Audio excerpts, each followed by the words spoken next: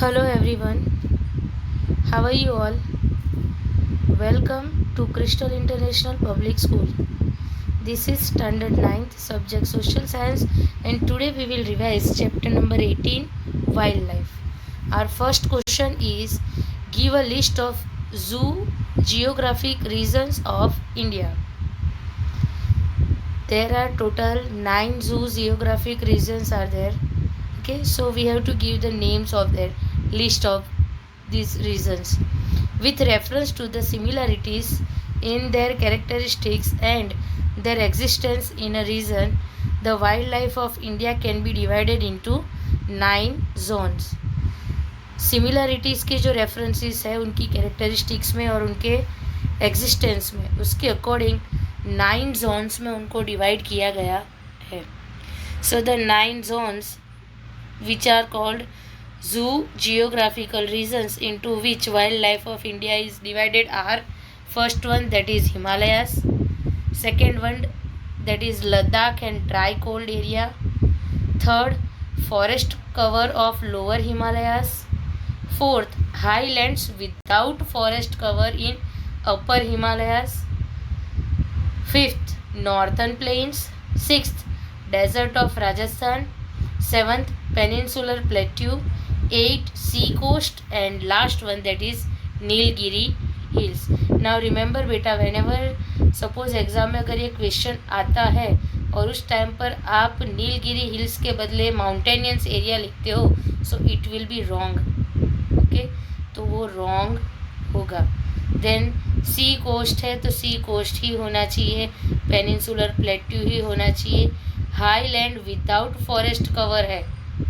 Okay, forest cover lower Himalaya में है and highland में विदाउट फॉरेस्ट कवर है, तो आपको ये ध्यान में रखना है. Now the second question, wild life is in danger today, explain. Wild life जो है वो अभी डेंजर में है, आपको एक्सप्लेन करना है. So human grid and continuously rising development has put the existence wild life in danger. हमारे जो ह्यूमन ग्रीड है, हमारा जो लालच है, एंड कंटिन्यूसली जो डेवलपमेंट में हम आगे बढ़ रहे, उसकी वजह से वाइल्ड लाइफ के एग्जिस्टेंस को हमने डेंजर जोन में रख दिया है, वो डेंजर जोन में है. Cutting down trees and forest to pave way for development has resulted into loss of habitat for wild life. Trees and forest को हम कट कर रहे हैं ताकि हमें डेवलपमेंट के लिए पे हुए, मतलब डेवलपमेंट के लिए रास्ता मिले, और उसकी वजह से जो वाइल्ड लाइफ है उनका जो नेचुरल हैबिटेट है वो लॉस हो रहा है, मतलब कि वो नेचुरल हैबिटेट उनका नहीं रह रहा है. They are living in forest and if you will cut forest then where they will live, वो कहाँ रहेंगे. Okay, then second point, third point, that is hunting of animals and birds to obtain their skin, meat, teeth, hair and bones also result in their loss. हम animals को Hunt भी करते हैं, किल भी करते हैं, not only animals but birds also. किस लिए? उनकी स्किन, मीट के लिए, टीथ के लिए, हेयर एंड बोन्स के लिए. सो ये सारे जो एनिमल्स एंड बर्ड्स के जो ऑर्गन्स है, मीट है या टीथ है या हेयर या बोन्स या स्किन, वो उसका यूज़ हम करते हैं और उसके लिए भी हम उन्हें किल करते हैं. Then next point, that is with rising human population more and more cattle is needed to obtain milk. जिस तरह से पॉपुलेशन राइज हो रही है, डेफिनेटली मिल्क की डिमांड बढ़ेगी, तो वो मिल्क की डिमांड तक रीच होने के लिए मोर एंड मोर कैटल की ज़रूरत है, क्योंकि अगर मिल्क चाहिए तो वो तो डेफिनेटली जो मिल्क एनिमल है वही देंगे.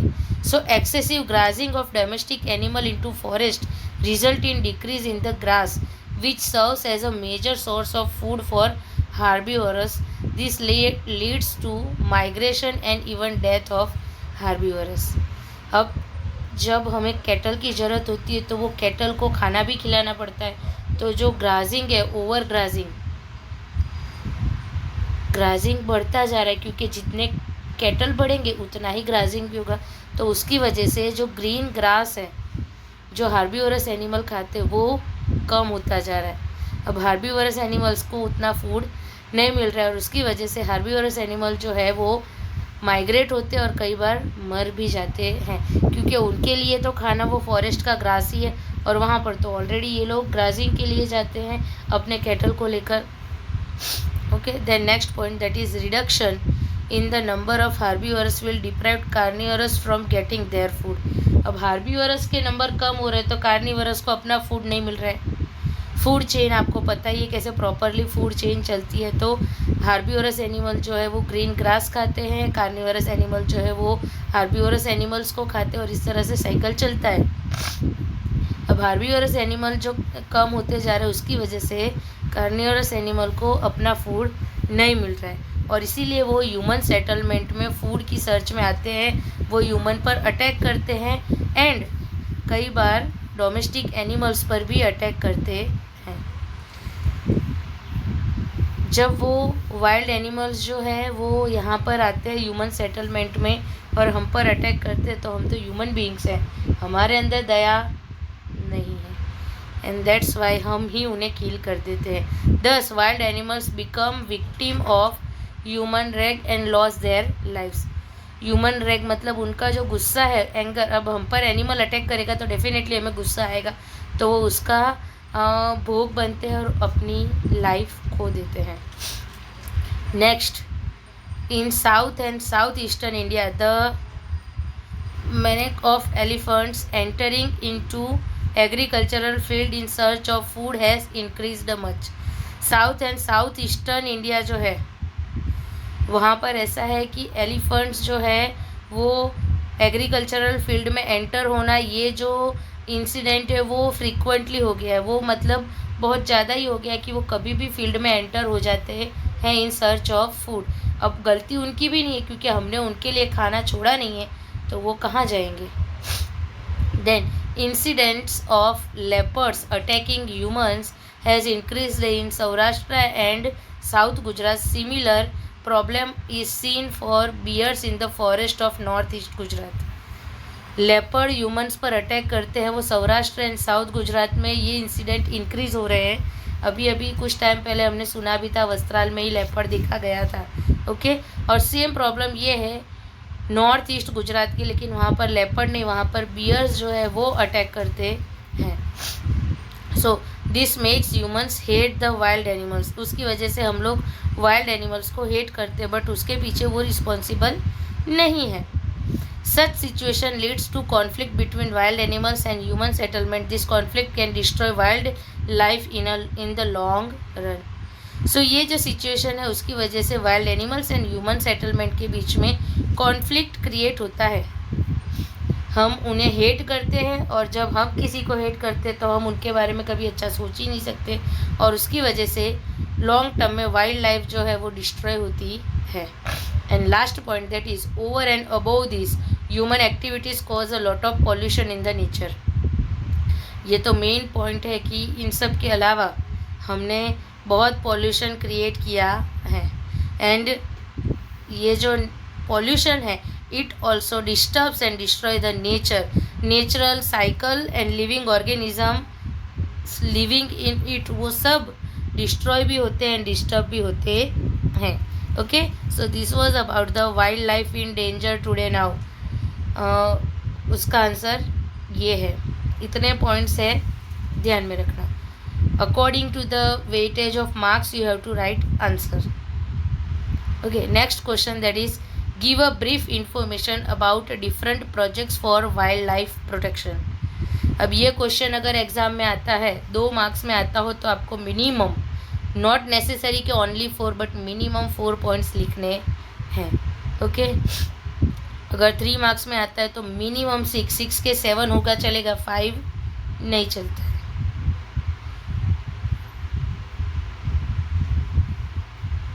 Some protection schemes are planned for those wildlife species which are on verge of extinction. Some protection schemes जो है वो प्लान की गई है ऐसे वाइल्ड लाइफ स्पेसीज के लिए, एनिमल्स के लिए जो एक्सटिंक्शन की वर्ज पर है, मतलब कि जो एक्सटिंक्ट होने वाले हैं, एंडेंजर्ड है।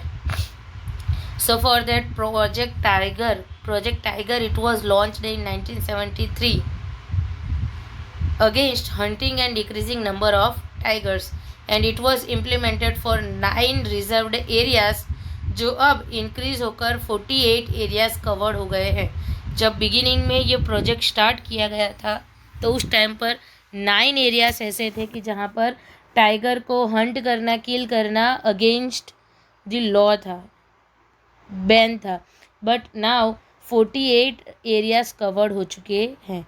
द नेक्स्ट स्कीम जो है Asiatic Lions that were found up to Iran in the Asian subcontinent, but due to hunting and reduction in forest area, these lions are now restricted to Gir forest of Saurashtra. At one stage their number has gone below 100. Asiatic Lions जो Asian सब continent है Iran, वहाँ तक देखने को मिलते थे, लेकिन हंटिंग एंड फॉरेस्ट डिस्ट्रक्शन की वजह से ये जो लायंस है वो बहुत ही कम, मतलब कि एक टाइम पर तो ऐसा था कि अगर ये प्रोजेक्ट स्टार्ट नहीं किया गया होता तो शायद लायन रहते भी नहीं।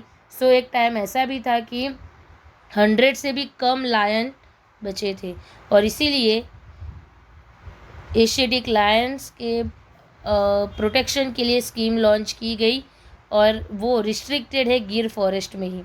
दैट मीन्स कि जो लायन ईरान तक देखने को मिलते थे वो अब ओनली एंड ओनली गिर फॉरेस्ट जो सौराष्ट्र में है वहाँ पर देखने को मिलते हैं।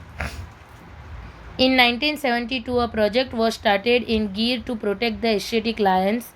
There are now 523 lions according to the lion census held in 2015। 2015 में जो लास्ट सेंसस हुआ उसके अकॉर्डिंग अब जो लायन है उसके नंबर 100 से इंक्रीज़ होकर, बिलो 100 थे, उससे इंक्रीज़ होकर 523 नियर अबाउट रिकॉर्ड हुए हैं, और उसके लिए 1972 में ही ये प्रोजेक्ट स्टार्ट कर दिया गया था। Then hangul project was launched for rare species of barasingha deer in Kashmir. Kashmir में जो बारासिंगा डियर है नाम के अकॉर्डिंग ही उसके 12 सींग होते हैं, 12 सींग। सो बारासिंगा डियर को ये लिए हंगुल प्रोजेक्ट जो है वो लॉन्च किया गया। Then crocodile project, it was also launched for saline water crocodile. Rhino project for the protection of Indian rhino, okay, and snow leopard project for the protection of leopard। ये सारे ही project start किए गए हैं।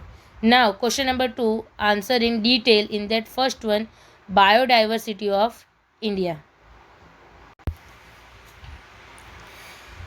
India has a diversified relief and climate. हम पढ़ चुके कि India में रिलीफ जो है वो डिफरेंट है। इवन चैप्टर नंबर 16 क्लाइमेट भी पढ़ चुके हैं। सिमिलरली वाइल्ड लाइफ में भी डाइवर्सिटी है। In the entire world about 15 lakh species of wild life is recorded, of which 81,251 species are found in India. पूरे वर्ल्ड में 15 लाख टाइप्स के डिफरेंट बर्ड्स एंड एनिमल्स है, जिसमें से 81,251 एनिमल स्पेसीज जो है वो इंडिया में है। दीज इंक्लूड्स, मतलब कि ये जो वाइल्ड लाइफ है उसमें रेप्टाइल्स का मतलब कि जो अपने स्टमक से स्लाइड होकर चलते हैं वो, मैमल्स जो बेबी को बर्थ देते हैं वैसे animals, fish and other insect, ये सब उसमें इंक्लूडेड है वाइल्ड लाइफ में। Not only those animals like lion and tiger, besides these animals are also included in wildlife. India has less forest cover compared to that its wildlife diversity is noticeable. India के पास जितनी wild life की diversity है उसकी comparison में forest cover बहुत ही कम है. Asian elephant in peninsular rain forest, one horn rhino in swampy Brahmaputra river, snow leopard in higher Himalayas, wild goats and musk deer and are found in Jammu Kashmir. Asian elephant जो है वो पेनिनसुलर रेन फॉरेस्ट में means के south area में, one horn rhino जो है वो Brahmaputra river के जो स्वाम्पी एरिया से वहाँ पर, स्नो लेपर्ड हायर हिमालयास में देखने को मिलते हैं, wild goats and musk dear जो है वो जम्मू कश्मीर में देखने को मिलते हैं. देन वाइल्ड बफेलो जो है that you can see in the forest of southern India. Then tiger is found in central India and West Bengal. Tiger जो है वो central India and West Bengal में ज़्यादा देखने को मिलते हैं. देन गुड़खर जो है that is in little desert of Kutch, and flamingo in water locked great desert. Flamingos जो है वो ग्रेट डेजर्ट में देखने को मिलेंगे कच्छ के। Okay, then great Indian bustard जो है that are found in the grassland area in the water locked area, मतलब जहाँ पर वाटर बॉडीज है वहाँ पर माइग्रेटरी बर्ड्स जो है from cold regions come down in great number. कई सारे बर्ड्स जो है वो गुजरात के अंदर जो नॉर्थ सरोवर है वहाँ पर आते हैं for when cold area is there, winter season में वो यहाँ पर माइग्रेट होकर आते हैं। और ये जो बर्ड्स है उसमें बहुत सारे बर्ड्स है और वो बहुत ही हाई स्केल पर लार्ज नंबर में बर्ड्स अलग अलग प्लेसेस से इंडिया में आते हैं, जिसमें है Siberian crane, pelican, Tibetan duck, junk and कारकारा। These are the names of the birds which migrate from different distant places to India, to Gujarat. Then flying squirrels are seen in the dense forest of Western Ghats. Then Nicobari dove in Nicobar Island. Rare species of corals are seen in the Gulf of Kutch and Lakshadweep Island. तो ये अलग अलग जगह पर आपको अलग अलग animals के स्पेसीज देखने को मिलते हैं। Then various types of reptiles, जिसमें है king cobra, snake, python, iguana, ये सारे जो रेप्टाइल्स हैं वो भी अलग अलग टाइप्स के हैं। Along sea coast and other water bodies different fishes are there. Fish जो है वो भी एक टाइप की नहीं होती, अलग अलग होती है, वो तो आपको पता ही है। शार्क अलग है, व्हेल अलग है, तो अलग अलग टाइप्स की। Then sea snake, dolphin, shark, dugong, octopus, whale, ये सारी ही बायोडाइवर्सिटी है। Exploration continue to identify other animals found in different forests. India is at 6th position among the countries rich in biodiversity. Exploration continue मतलब कि research continue है कि जो other animals है डिफरेंट फॉरेस्ट में जिनके बारे में हमें अभी भी नहीं पता है उन्हें आइडेंटिफाई करना। और बायोडाइवर्सिटी के टर्म के अकॉर्डिंग इंडिया जो है वो 6th पोजीशन पर है in the world. Now second question detail में है, that is remedies for wild life conservation. Wild life को कंजर्व करने की remedies. We shall have to be more dedicated to implement strong legal provision and their strict implementation for the conservation of forest areas and wild animals. हमें और dedicated होना पड़ेगा, जो legal provisions है उसे स्ट्रांगली इम्प्लीमेंट करना पड़ेगा, strictly implement करना पड़ेगा कि रूल्स एंड रेगुलेशन जो है वो फ्रेम किए जाए, उसे इम्प्लीमेंट किया जाए and after that the main point follow भी किया जाए। For this a long term planning is necessary. कोई एक दिन में हम ऐसा नहीं कर सकते कि आज टाइगर 100 थे और कल को वो 500 हो जाए, उसके लिए लॉन्ग टर्म की प्लानिंग रिक्वायर है। Various social NGOs should give this a top priority and arrange public awareness program. Different types के जो सोशल NGOs है, NGOs का फुल फॉर्म मैंने आपको एक्सप्लेन करते टाइम बताया था। नॉन गवर्नमेंट ऑफिस जो है या ऑर्गेनाइजेशंस जो है, नॉन गवर्नमेंट ऑर्गेनाइजेशन, तो वो टॉप प्रायोरिटी दे, पब्लिक अवेयरनेस प्रोग्राम्स अरेंज करे एंड पब्लिक को अवेयर करे अबाउट दी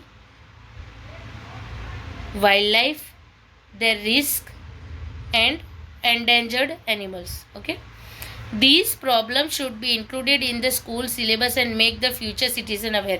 जैसे हम अभी पढ़ रहे तो हमें पता चला कि अगर हमारे से पहले की जनरेशन के, मतलब हमारे जो पेरेंट्स की जनरेशन थी उस टाइम पर अगर उन लोगों ने ये जो स्कीम्स लॉन्च की गई है लायन एंड टाइगर के लिए, लेपर्ड के लिए, अगर वो नहीं की होती तो शायद आज हम लोग उन्हें इमेज में, पिक्चर में देख रहे थे जैसे डायनासोर को देखते हैं ना। सो स्कूल सिलेबस में भी उसे इंक्लूड करना चाहिए जिससे आप लोग अवेयर होंगे। You are the future generation, future citizen, आप फ्यूचर जनरेशन, नेक्स्ट जनरेशन के सिटीज़न हो। Before implementing any developmental project its probable effects on environment and living organism should be examined. कोई भी डेवलपमेंटल प्रोजेक्ट को implement करने से पहले उसको प्रॉपरली चेक कर लेना चाहिए कि उसकी एनवायरनमेंट पर क्या इफ़ेक्ट होगी, लिविंग ऑर्गेनिज्म पर उनकी क्या इफ़ेक्ट होगी, ये एग्जामाइन करने के बाद ही कोई प्रोजेक्ट इम्प्लीमेंट करना चाहिए। Cutting of large trees outside the forest area should be stopped so the hollow space within them and their branches can be resting place for birds. अब आपने ट्री देखा होगा कि उसमें कहीं पर एक होल होता है छोटा सा, ये जो होल होता है ना उसके अंदर ही बर्ड्स जो है ना वो रेस्ट करते हैं, वहीं पर वो रहते हैं। तो इसीलिए फॉरेस्ट के बाहर के जो लार्ज ट्रीज है उन्हें कट नहीं करना चाहिए। Ponds, farm ponds, wetlands which are necessary for migratory birds and for those which are habited near any water body should be protected. Water body को भी हमें प्रोटेक्ट करना है ताकि माइग्रेटरी बर्ड्स जो है वो यहाँ पर आए, हम उन्हें देख सकें। अदरवाइज जैसे हमने नाम पढ़े ना, साइबेरियन क्रेन, पेलिकन, सिर्फ नाम ही है, हम में से किसी ने कभी नहीं देखा होगा, और देखा होगा तो गूगल पर देखा होगा। In agricultural field uses and spread of bio insecticide should be done instead of chemical based insecticide. Agricultural field में भी बायो इंसेक्टिसाइड्स जो है, जो किचन वेस्ट से एंड काउ डंग, एनिमल डंग से बनाया जाता है, उसका यूज़ किया जाए instead of chemical based insecticides. Okay, to manage the forest fire and anticipatory planning should be made for patrolling and safety. Forest fire ऐसा है कि जो नेचुरली हो या मैन मेड, उसे मैन इंड्यूस्ड हो, उससे कोई फ़र्क नहीं पड़ता। फ़र्क इससे पड़ता है कि एक बार फॉरेस्ट फायर ऑकर हो गया फिर उसे डोज करना नॉट पॉसिबल। वाई? बिकॉज उसके डोजिंग के, उसे एक्सटिंग्विश करने के दो ही ऑप्शन है, एक या तो पूरा फॉरेस्ट जल जाए या दूसरा वो नेचुरली स्टॉप हो जाए by the rainfall. Otherwise air से तो बहुत ज़्यादा स्पीड से स्प्रेड होता है। सो उसके लिए प्लानिंग होनी चाहिए कि रेगुलरली पेट्रोलिंग हो, तो उससे हम फॉरेस्ट फायर को मैनेज कर सकते हैं कि वो ना हो। अभी तो हम लोग न्यूज़ में पढ़ते ही, पता नहीं कितनी सारी जगहों पर फॉरेस्ट फायर हो चुका है। Effort should be made to activate government sector to reduce pollution. Government sector जो है उसे भी एक्टिवेट करने के एफर्ट्स करने हैं कि जो पॉल्यूशन है उसे रिड्यूस किया जा सके, मैक्सिमम पॉल्यूशन रिड्यूस कर सके। ये तो पॉसिबल ही नहीं कि पॉल्यूशन होगा नहीं, होगा, बट उसे हम रिड्यूस कर सके, ऐसे एफर्ट्स तो हमें करने ही चाहिए। Okay, so these were the remedies for wildlife conservation. Now question number 3 MCQs. First question, that is how many zoo geographic regions in India is India divided into? Answer is 9. अभी हमने पढ़ा है। Okay, then how many species of living organisms are recorded in the world? 15 lakh. Where are the flying squirrels seen? In Western Ghats forest. Fourth number, which bird is rarely seen in the mountainous area of Vijayanagar Taluka? That is चिलोत्रो bird. Then fifth number, rare species of corals कहाँ पर देखने को मिलती है? तो Lakshadweep island. And the last, that is where are the bustards seen? तो answer is grassland. Okay, now fill in the blanks. One horned rhino is found in the marshy and dash river in India. Answer is Brahmaputra. Okay, then the wild ass known as dash are found in the little desert of Kutch. Answer is Gudkar. Okay, then next question, the Asiatic lions are found only in the forest of dash in India. Answer is Gir forest. Next, wildlife protection laws were formed by the great king dash of Maurya dynasty in India. Great king Ashok. In India, dash species of wildlife are found. That answer is 81,251. Okay, now true false are there. In that flamingos are seen in the wetlands of the Great Run of Kutch. That is true. Second number, many migratory birds come to the wetland area of India from hot regions during the winter. Hot region से आते हैं? No. तो answer is false, because they come from the cold regions. Because cold region जो है वहाँ पर winter season में वो सब ड्राई हो जाता है. ड्राई मीन्स कि जम जाता है, पूरा आइस फॉर्म में कन्वर्ट हो जाता है. Okay, now the third one, that is total. There a total of 22 sanctuaries and 4 national parks in Gujarat. Correct.